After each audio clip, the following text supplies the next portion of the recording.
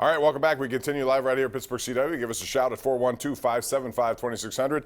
Andrew, before the Penguins played tonight and that incredible game followed, the big news of the day was Mike Tomlin getting a new 3-year extension. Your reaction to it? Well, I don't really like it because I don't think it makes sense to do it right now. They're coming off of an embarrassing home playoff loss. They're still an option year following 2021. This is the longest extension Tomlin has received since his second deal after he was hired. And he had won a Super Bowl when he got that last 3-year contract extension. He was a couple of years removed from that. He's 4 years removed from his last playoff win. So I don't want people to hear me right now and think Andrew's out. Andrew right now is saying Mike Tomlin deserves to be fired. No, I'm not. I'm saying we've seen players go into the final year of their deals. We've seen the Steelers change the rules with Roethlisberger's contract with players.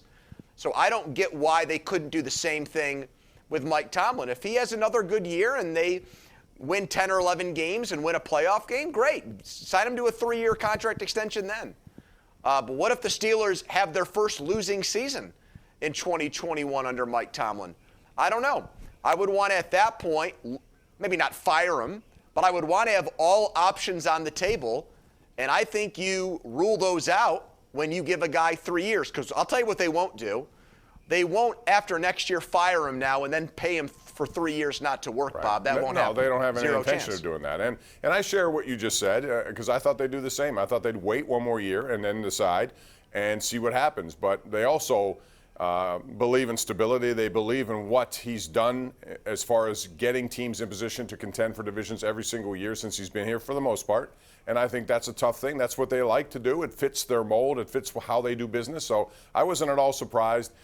He's a well-regarded guy. Well, why did they change it last time then? Because the last time they gave him a contract extension, he was contending for divisions, and they only gave him a 1-year extension. I would have waited, but they didn't, and they obviously believe in that stability and what he's been able to do.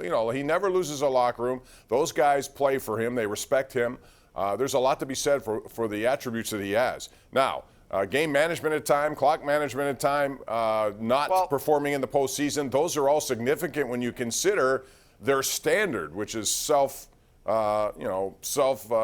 implied here that it's a standard is the standard. Well, the standard's changed, and it has to get back to where it is. But they believe enough in it, and I'm not surprised by this at all. I'm surprised it came now. I thought it may have waited another year, but we'll see. We got to get to the lines. Well, go ahead, real quick. No, I was going to say, your definition of losing the locker room is what? Guys quit? Is that what you're telling me? Yeah. That's how you... Well, the last 2 December and Januaries, his combined record is 4-10. I understand that. So maybe there's a lot of they're reasons not giving up. Well, no doubt, but again, the standard is the standard. The end result is what matters. That's what I don't get. I don't get how people look back on last year and say, well, they were 11-0. So what? What does that mean? The Bucks were 7-5. Right. At the 12-game point. They won the Super Bowl. They didn't lose the rest of the way. I get it. Right. The 2005 Steelers were at the 11-game mark, probably on the outside looking in of the playoffs. Same record, 7-5 after 12, and they got rolling. I get it. But also keep in mind that Bill Cowher went through 3 losing seasons, 7-9, and 1 what 6 happened and the 10. Next year? And they ended up re-signing him, which is something that happened. Right, but what did he do the next year? 15-1. No, I think the next year they went to I think that was the first Patriots playoff game loss in 2001, in the AFC Championship game, right? No, I got my years all mixed up now. I don't know. This was later. Yeah, 98, 99, 2000, they missed the playoffs 3 straight years. The next year they went to the AFC Championship game. So they looked smart. Does anybody think they're going to the AFC Championship game next year? Does anyone? No, at this point I don't think that, but that doesn't mean it can't happen. I'm just saying they believe in what they believe. They made a decision, and we got to go to the lines. We got to go to Nick and Bell Vernon. I have time. We're already almost done with the segment, Andrew. Let's do it, We have a bunch of people on the line. Let's go. Nick, go ahead. Thank you, Hey, Bob. Nick. Thank you, Pony. How you doing? Hey, I just want to compare Jari with DeSmith, and I agree. I think right now DeSmith is probably the better goalie. If you watch their package of games over the last month, Does not give up bad goals. On average, it looks like Jari gives up at least one a game. And when you get into the playoffs, those games are tight, and you can't be giving up bad goals. That's why tonight is concerning to me. I still think Jari's a better goaltender, and I'm not going to change my position on that, but I also believe that you cannot have these kind of moments in big games. And this is not a big game, but it was an indication of what can happen when they get sloppy and start doing bad things, and that includes Letang giveaway there too, Andrew. So there are a lot of ways to look at this. Yeah. I just know that they can't afford this kind of stuff in postseasons. We've seen it in the Canadian season last year. We saw it in the playoffs before that with the Islanders. You hope those habits end, because if they don't, they're going to be problems once again.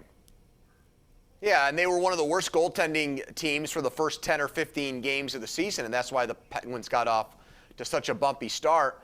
I didn't think DeSmith was very good in Buffalo on Sunday. So, that's the issue. I think both of these goaltenders now are coming off of bad games. All right, we're due for a break. We're going to first go to our Tri-State Office Furniture tweet of the night. We have more calls coming back. This is from Neil Walker, and we salute Neil Walker. Pine Richland kid officially retired. Thank you to everyone that helped me in my journey to live out my childhood dream of being a major leaguer. I loved and cherished every day. From Pittsburgh, the Mets, the Yankees, Milwaukee, Miami, Philly.